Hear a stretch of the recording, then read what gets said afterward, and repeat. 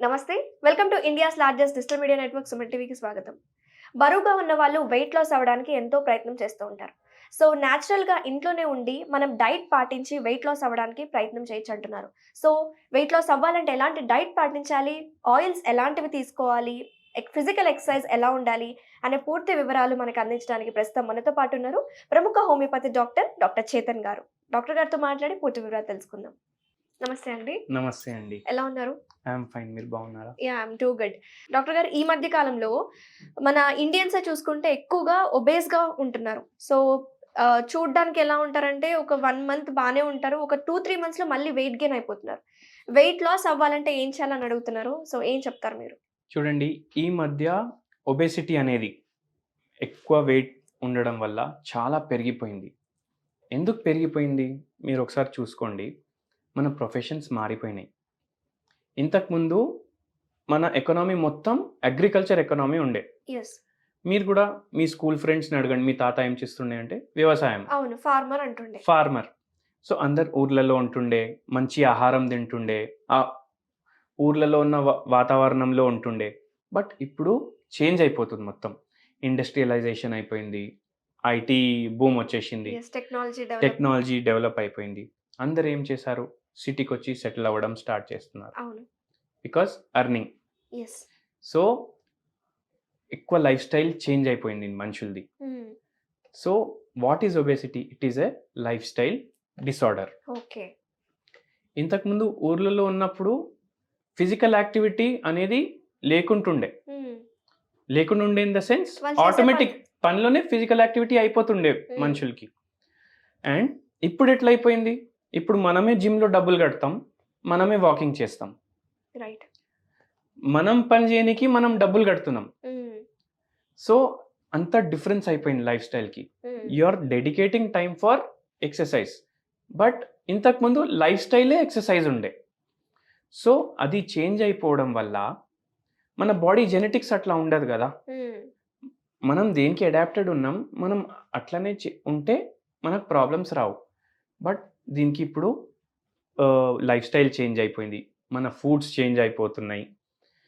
మనం ఎక్కువ westernisation side చూస్తున్నాము.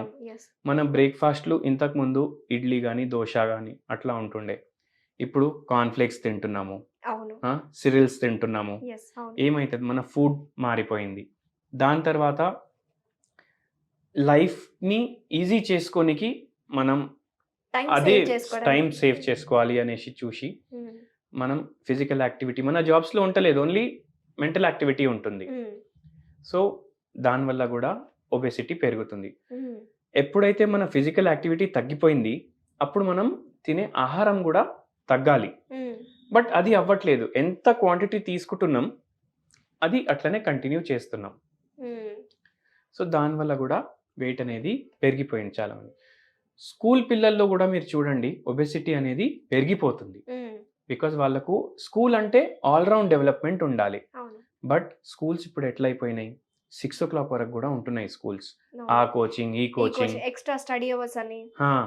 సో దానివల్ల కూడా పిల్లల్లో కూడా ఒబేసిటీ అనేది పెరుగుతుంది. ఇంకోటి మీరు చూడండి, కొందరు చాలా జోష్లో జిమ్ జాయిన్ అవుతారు. 3-4 months జిమ్కి వెళ్తారు. 8 kgs 9 kgs వాళ్ళ వెయిట్ కూడా కంట్రోల్ అవుతుంది. జిమ్ వదలంగానే మళ్ళీ వాళ్ళు వెయిట్ గెయిన్ చేసుకుంటారు. ఎందుకు? ఎప్పుడైతే వాళ్ళు జిమ్ స్టార్ట్ చేస్తారో వాళ్ళ బాడీ మెటబాలిజం అనేది పెరిగిపోతుంది.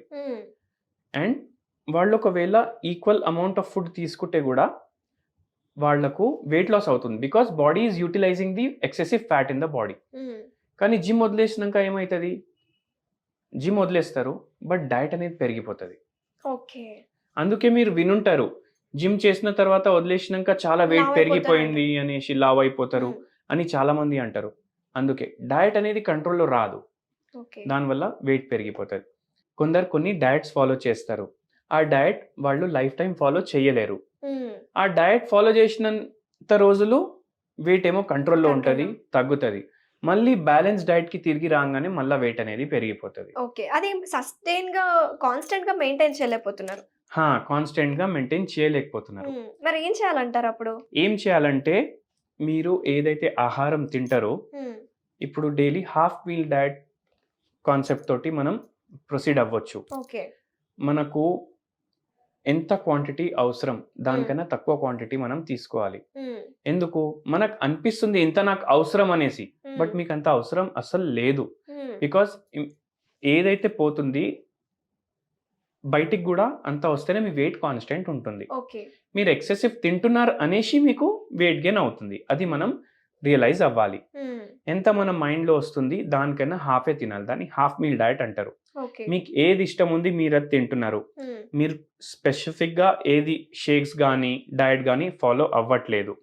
సో మీ మైండ్ కూడా సాటిస్ఫైడ్ ఉంటుంది, మీకు కూడా సాటిస్ఫాక్షన్ ఉంటుంది, అండ్ మీరు వెయిట్ కూడా లూజ్ చేస్తారు. ఇది మీరు లైఫ్ టైం ఫాలో చేయొచ్చు.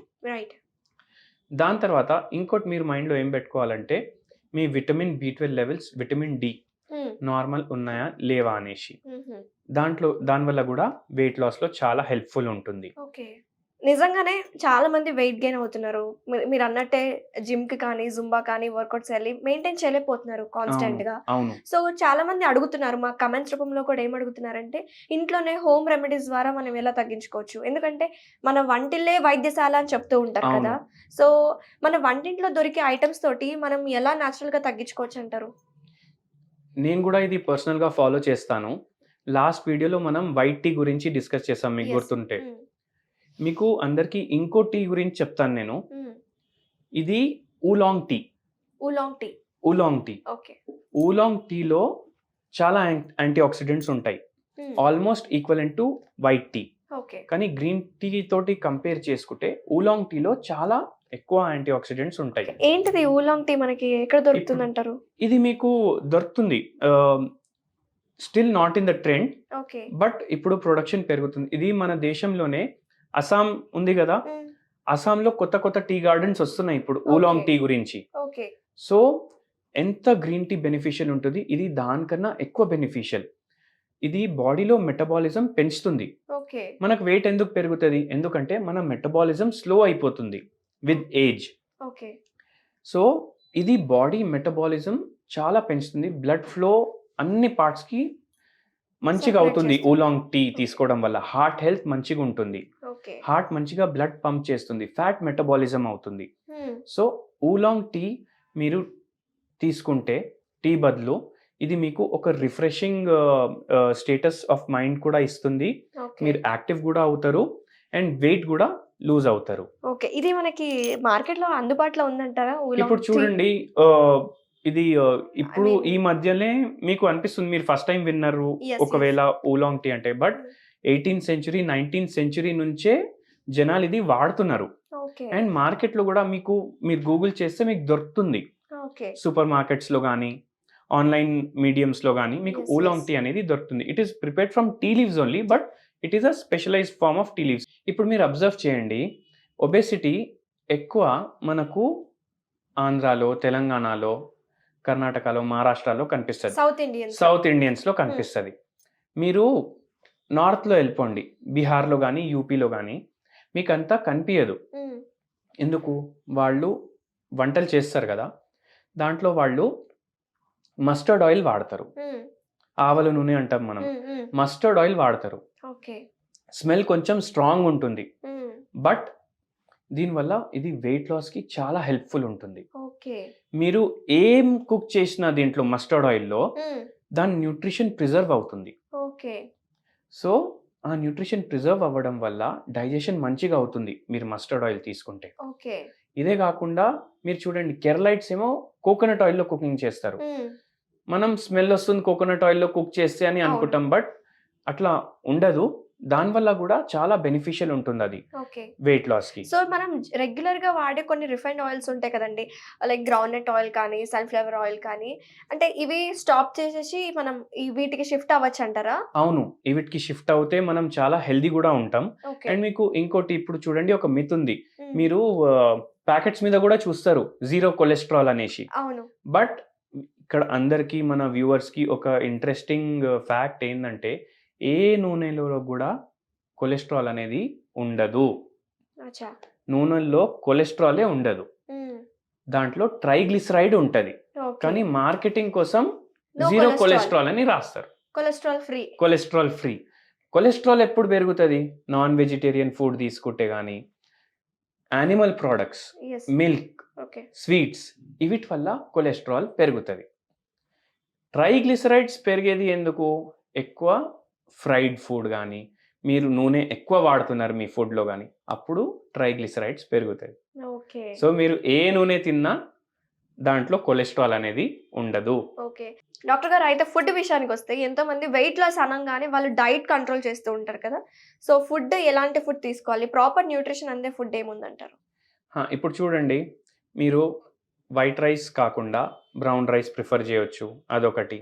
అండ్ ఏదైతే వీట్ ఉంటుంది దాని బదులు మనం జొన్నె కానీ లేదంటే రాగి, మిల్లెట్స్ ఎక్కువ ప్రిఫర్ చేయండి. దాంతో కూడా మీరు రొట్టెలు చేసుకోవచ్చు. ఓకే. మనం ఉండే వాతావరణంలో ఏది ఈజీగా గ్రో అవుతుంది మన బాడీకి అదే సెట్ అవుతుంది. ఓకే. మనం ఉండే వాతావరణంలో జొన్నె ఈజీగా గ్రో అవుతుంది. సో అది we will easily adapt to that. Okay. Right. దాంట్లో ఫైబర్ కంటెంట్ అనేది కూడా చాలా ఎక్కువ ఉంటుంది. ఉంటుంది. ఎస్. అండ్ ఇవన్నీ వెయిట్ లాస్లో హెల్ప్ చేస్తాయి. థ్యాంక్ యూ చరణ్ గారు. చాలా క్లియర్గా అండ్ డీటెయిల్గా ఎక్స్ప్లెయిన్ చేసినారు. అసలు వెయిట్ లాస్ అవ్వాలంటే ఏం చేయాలి, ఎలాంటి ఫుడ్ని మనం తీసుకోవాలి, అలాగే మీరు చెప్పిన హోమ్ రెమెడీస్ చాలా యూస్ఫుల్ అవుతాయి అనుకుంటున్నాను. Thank you so much. Thank you అండి.